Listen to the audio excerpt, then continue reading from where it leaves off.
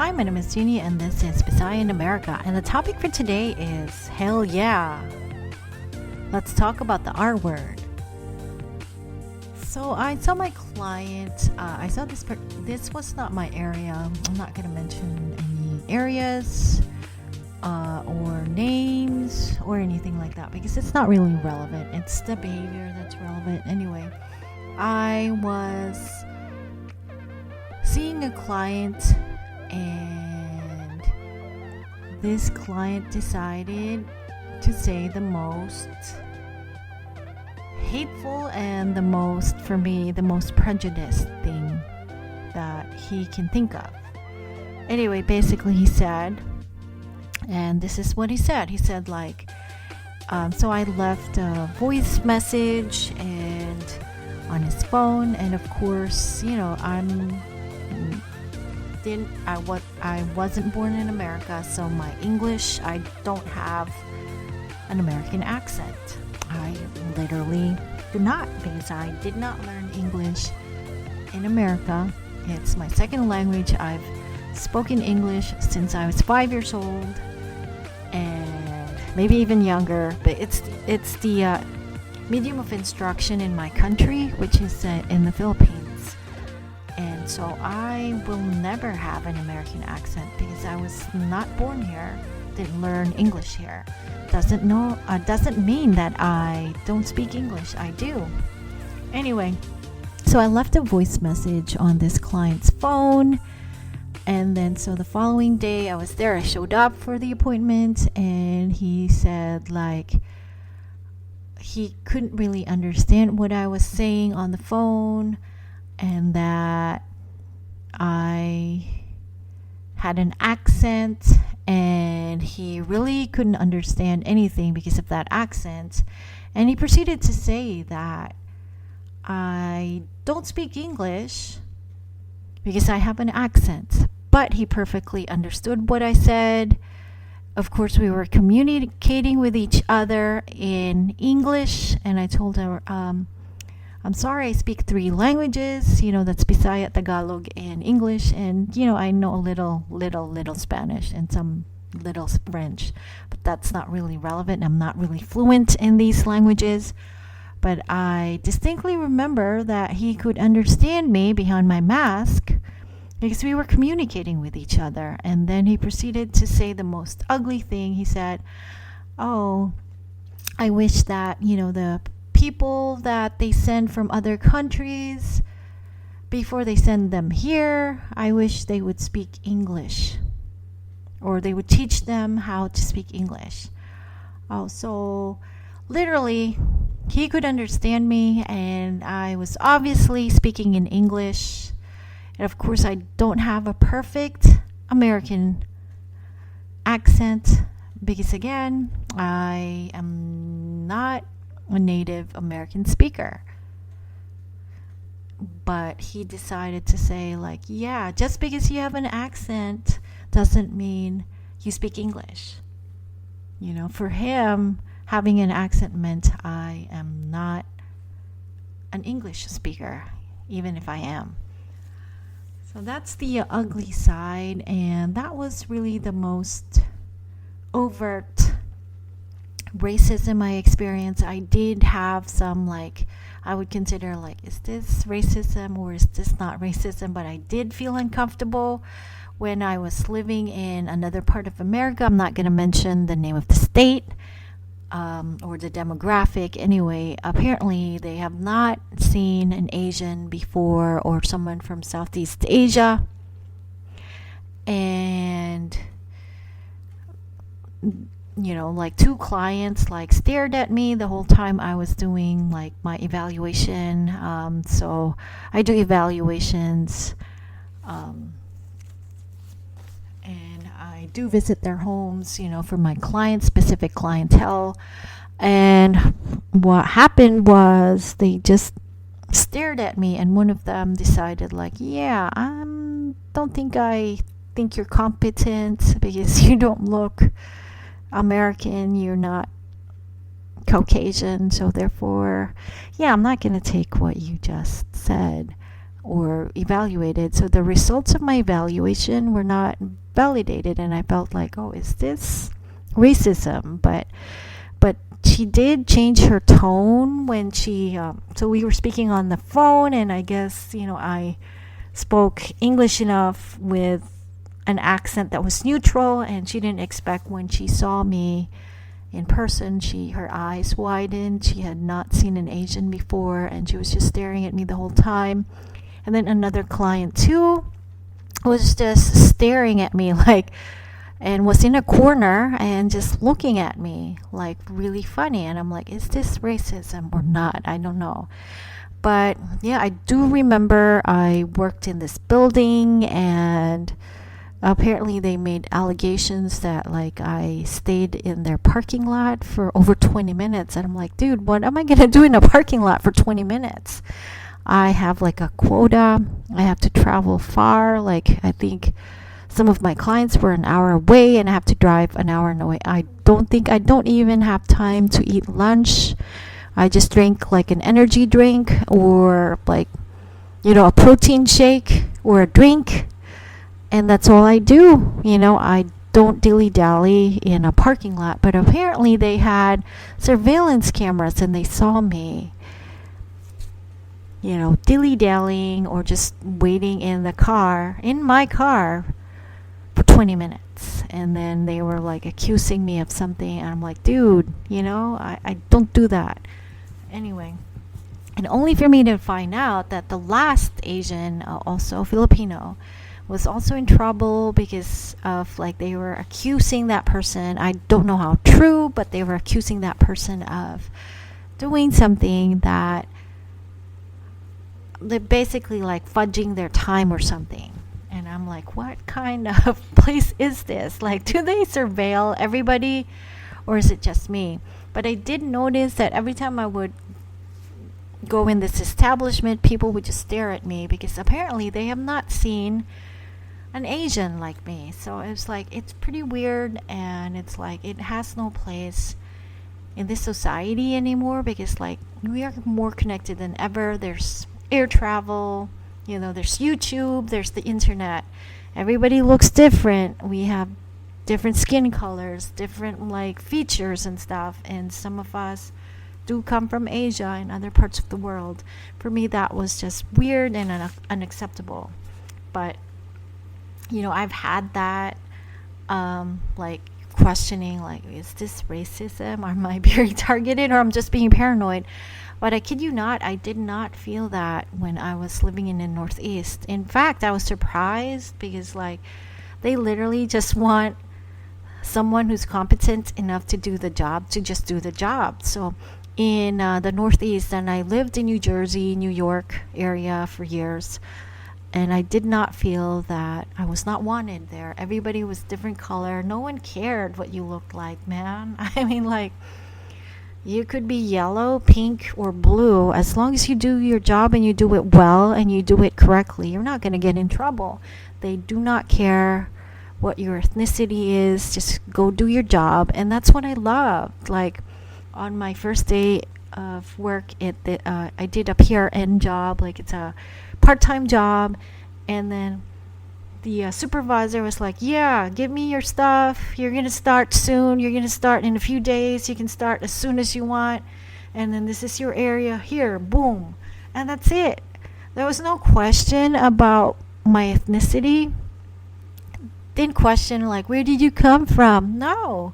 It's just, do your job. Here it is. Here's the list. Do it. And then that, I felt like really respected, and I'm like, yeah, I'm just here to do the job, get paid, move on, and then boom, let's go. And I'm that type of person too. I'm like, the details, do they really matter? Just do the job. But I realized when I moved outside of the Northeast that there was that it made a difference what I look like, that where I come from, that I didn't really speak English the right way, in the way that I'm supposed to sound. Like, I don't have an American accent. And that to me is just a little unnerving. because it has nothing to do if I can do my job correctly, if I can do my job well, or it also has no bearing of who I am. But when I moved to this particular state, we will not mention it. I was just shocked. One time it just came up. Like I was just, typing away in with my coworkers and stuff.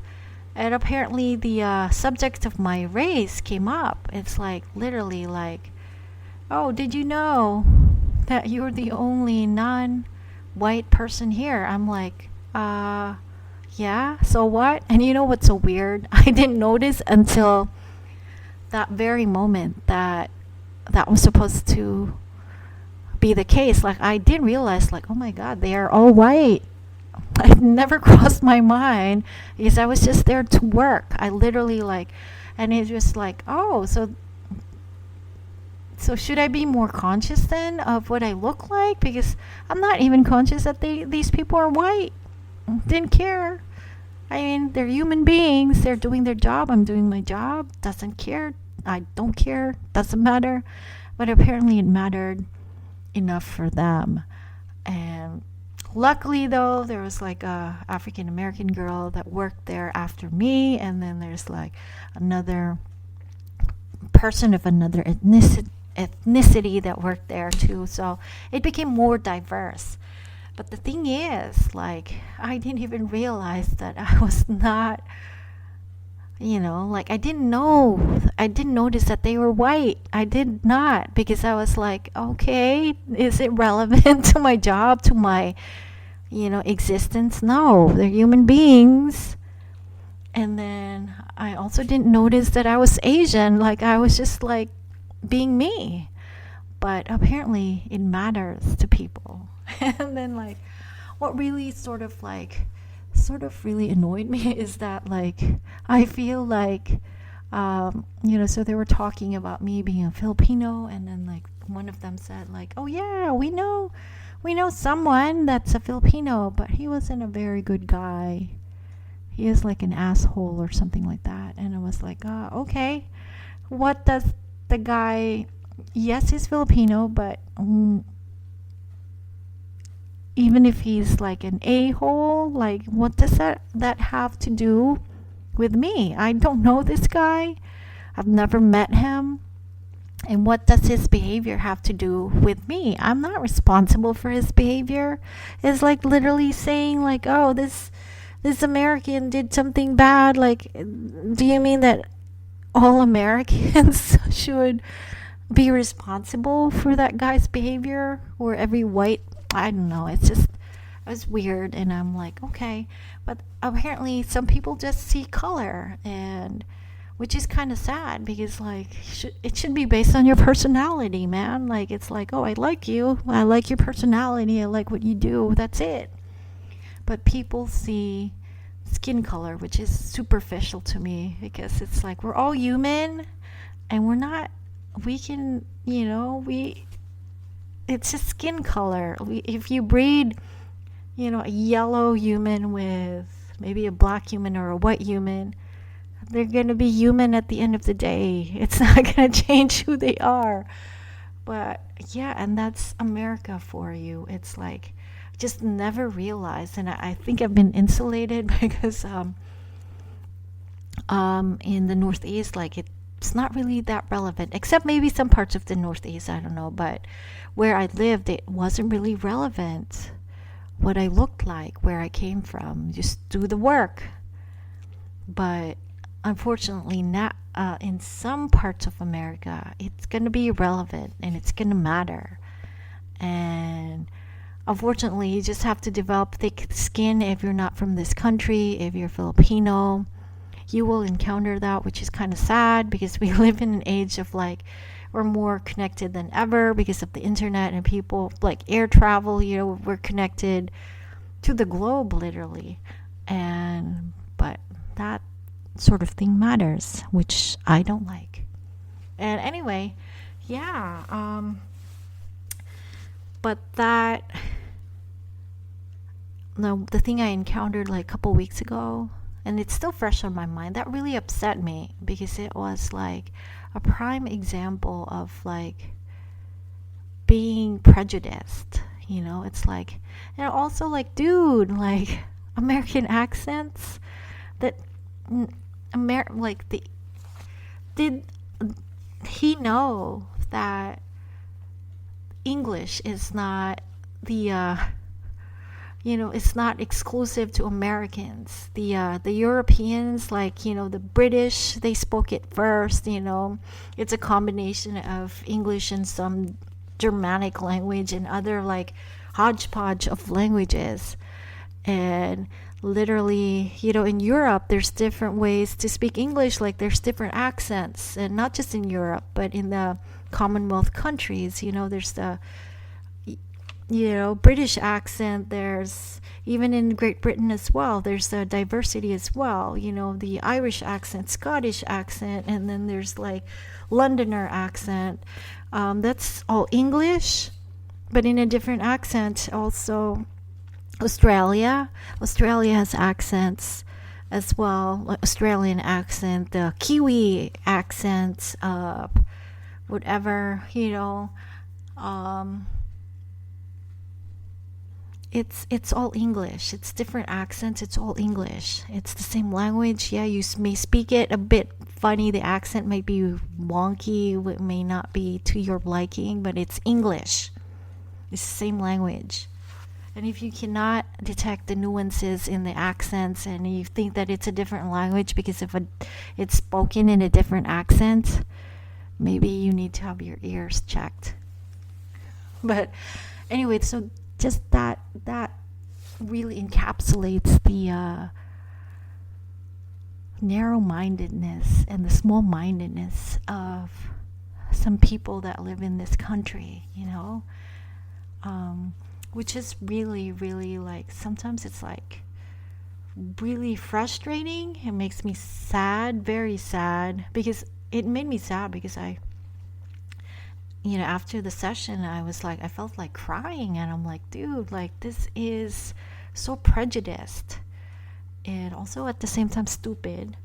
But just reminds you that some people live in their own world, live in a world that is disconnected from the rest of the world, and that they have to realize that America is not the only country in the world.